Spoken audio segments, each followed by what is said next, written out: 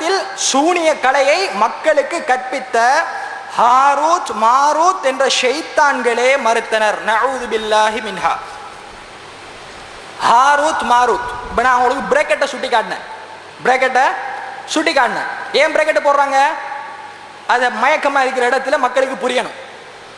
அப்ப ஏக இறைவனை என்பதை பிரேக்கெட்டில் போட்டார்ல, ஷைத்தான் அப்படிங்கிறத சகோதரர் பிஜே அவர்கள் மொழிபெயர்க்கிற பொழுது பாருங்க, பாபில் நகரத்தில் சூனிய கலையை மக்களுக்கு கற்பித்த ஹாரூத் மாரூத் என்ற ஷைத்தான்களே மறுத்தனர். உண்மையான அரபு மூலகத்தை படிக்கிறேன் பாருங்க. வமா கஃபர சுலைமான் வலாக்கின்ன ஷயாத்தீன கஃபரு யுஅல்லிமூன الناس السحر வமா உன்சில அலல் மலக்கைனி பிபாபில ஹாரூத் வ மாரூத். அல்லாஹ் அக்பர். அல்லாஹ் என்ன சொல்லி காட்டுறான்? வமா உன்சில அலல் மலக்கைன், இரண்டு மலக்குமார்கள்ங்கிறான். ஷைத்தான் ரெண்டு பேரை மொழிபெயர்த்துக்கிறாரு. அந்த ஷைத்தானுக்கு பிரேக்கெட் கூட போடல. புது மொழிபெயர்ப்பு பாருங்க. சுலைமான் ஏக இறைவனை மறுக்கவில்லை.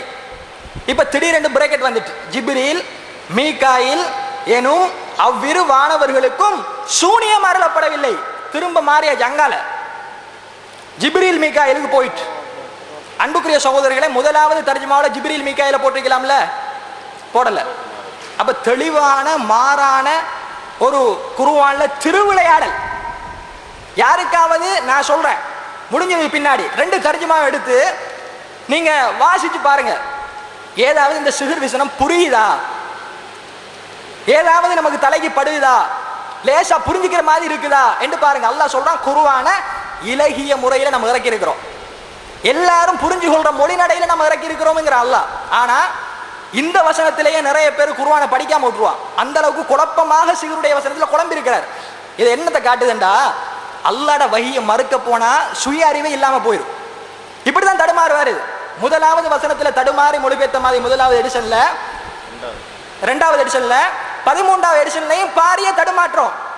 சூனியம் இல்லைங்கிறத அடிச்சு சொல்றீங்கல்ல, சூனியம் இல்ல, சூனியத்தை நம்புற முஷ்ரிக்கு அப்படின்னு சொல்றீங்கல்ல, தெளிவா மொழிபெயர்க்க வேண்டியதானே?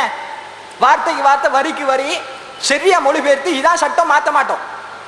இப்ப என்ன சந்தேகம் வருதுண்டா, நம்மளை பார்த்து முஷ்ரிக்குங்கிறீங்களே, சூனியம் பற்றி உங்களோட நிலைப்பாட்டை முதல்ல சொல்லுங்க. நமக்கு சந்தேகம் வந்துட்டு போங்க சூனியத்தை நம்புறாங்களா நம்பலையாண்டு. ஏண்டா ஏற்கனவே சூனியம் இல்லைன்னு சொன்ன பிஜே சகோதரவங்க இப்ப சூனியம் இருக்குதுங்க, சூனியம் இல்லைன்னு எங்க மீது ஒரு அபாண்டத்தை சுமத்துறாங்க. சூனியம் இருக்குது, ஆனா தாக்கம் தான் இல்லை. அப்ப ஏன் ஆரம்பத்தில் சூனியமே இல்லைன்னு சொன்னீங்க? சூனியம் ஏன் மேஜிக் சொன்னீங்க? அப்ப அன்பார்ந்த சகோதரர்களை, இந்த வசனத்துல கடுமையா குழம்பி போய் மொழிபெயர்த்து இருக்கிறத நம்ம பார்க்கலாம்.